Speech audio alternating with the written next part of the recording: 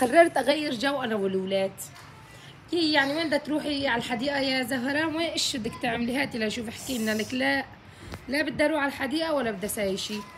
رح نشطف. اليوم مرحبا. مرحبا. رح نشطف. لك هون ايش لابسه جرابات. رح نشطف رح نشطف ارض الحوش. رح نشطفها ورح نمد مده ونعمل بوشار وانا اعمل قهوه ونعمل شاي ونقعد. اعطوني رايكم. ليكوا شوفوا لي رايكم بهالزراعه يا جماعه. بدي اقول لكم شغله، ليش هيك الزراعه عم بتصير؟ عم بصيها كل يوم وشوفوا كيف عم بتصير، عم تفتح تربي من بعضها. شو رايكم؟ اعطوني رايكم بالتعليقات عن زراعتي. شايفين الثوم كلياته طلع والبصل طلع والنعناع كله طلع.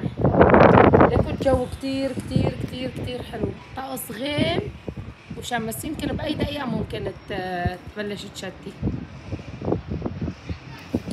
ايه هلا عبيت الطشت مي. عبيت الطشت مي والولاد واقفين على البرندة هنيك. والغرفة كمان. بصراحة أنا تعبانة، حطيت راسي ونمت. الغرفة لما يزن ورتبها وما خلى فيها شيء. وهي وهي بدي اشطف. انا ابلش اشطف. راح اشطف ارض الحوش. وبعد ما اشطف بدي اعمل عشاء. احذروا شو بدي اعمل عشاء. قررت الف ورق عريش لبكره، يعني بكره اذا الله راد بدي الف ورق عريش. رح نسقي الزراعه. حدا بيقول لي يا جماعه ليش هيك الزراعه عم بتفسخ؟ هي كانت مثل حكايتها. بتعرفوا شو عملت؟ حطيت لها سواد. عرفتوا؟ قلتكم اجيب سطل من هالترايب واحطها فوقها، يعني هيك، يعني احط عليها بعد سواد مشان بتسكر. شو رايكم؟ لانه النعناع كان مثل حكايتها. عرفتوا كيف؟ يعني النعناع كان مثل البصل، كان كله هيك يبين فضا. شو عملت انا حطيت فوقه سواد. عرفتوا كيف؟ ما عاد يبين. ايش رايكم؟ حطيت فوق هاي كمان اسكرهم كلهم بالسواد. بيطلعوا كتير كتير يعني حلوين.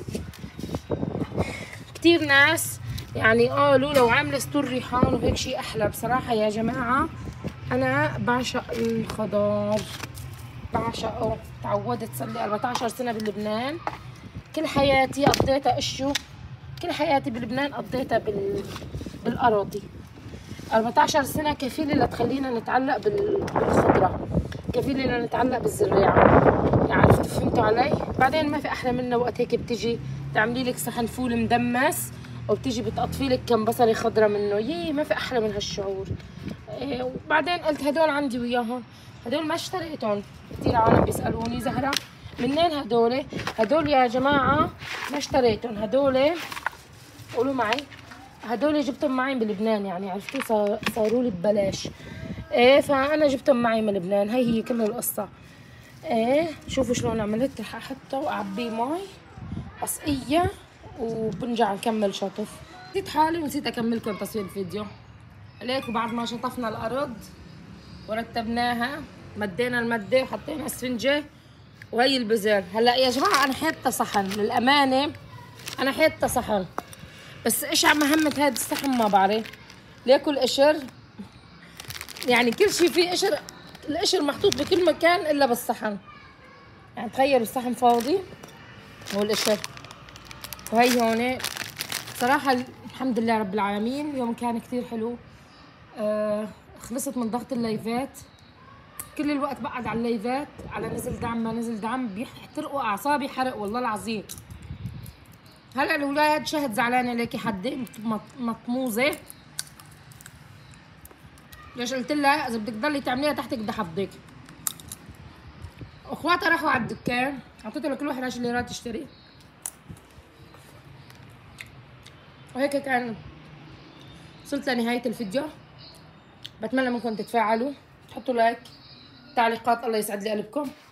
وشوفتكم الفيديو انه وقت نظفت الغرفه ليك بدها تقولوا لي منك هيك الخزانه انك 3 جود. يعني انا اصغر وحده ما عم بحسن اربيها. الله وكيلكم هالوقت هذا الاولاد هن عم بربونا، وليكوا عنتر افندي وام متخوزه قاعد هون. الخزانه كلها تفشلت كسرت. يلا الحمد لله رب العالمين. طبعا هون كله شطفته العتابه، كله نظيف. وهي انا هون عم صور لكم وصلت لنهايه الفيديو. بتمنى منكم تشاهدوا الفيديو على الاخير، حطوا لايك وتعليقاتكم الحلوه. الله يسعد لي اوقاتكم وايامكم. السلام عليكم ورحمه الله وبركاته.